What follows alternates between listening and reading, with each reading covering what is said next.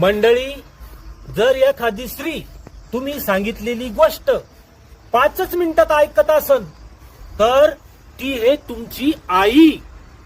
आणि जर एखादी स्त्री तुम्ही सांगितलेली गोष्ट समजा 15 मिनिटांना ऐकत असन तर ती तुमची बहीण आहे.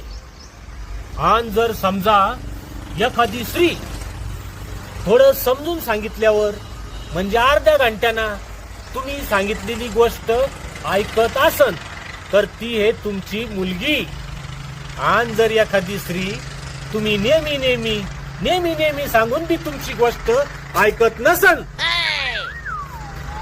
तर कदाचित ती स्त्री बहिरी असन.